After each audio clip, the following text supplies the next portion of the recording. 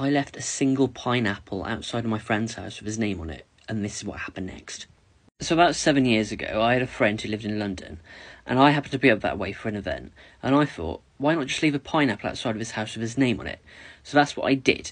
Now, his friends in London call him Matt, but I always used to call him Taylor, basically because in our friendship group we used to have two Matts, and so we did the obvious thing and referred to people by their surnames.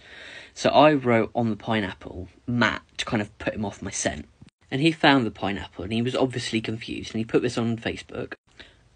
So who left a pineapple outside my door with my name on it? And then some of his friends tried to work out what it meant, and some of the theories range from it being Ted from How I Met Your Mother to just a secret admirer. Now, fast forward about 5-6 months, and I happened to be up that way again, and I thought, what's the logical next thing to do? Let's drop off another pineapple. So, this time I decided to leave a clue. So the clue was FE and the symbol for a man, right? So a few years earlier, he invited me to a birthday trip to the cinema to see Iron Man 3, and I couldn't make it, but then I just decided to surprise him anyway, so I turned up. So I thought this clue might lead him to me, but he had no idea.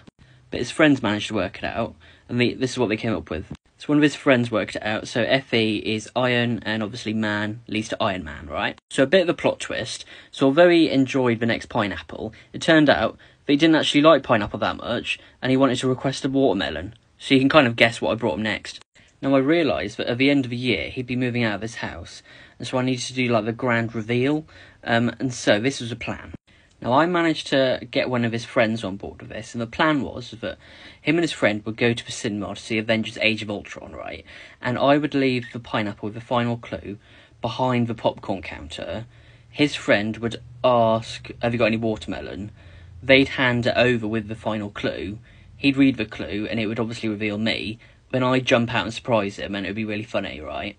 But it didn't quite go to plan, so basically him and his friend came in, and then they just went straight into the cinema, and so I was just stood there going, well, I don't know what to do now, but luckily his friend came out and got the watermelon and then gave it to him.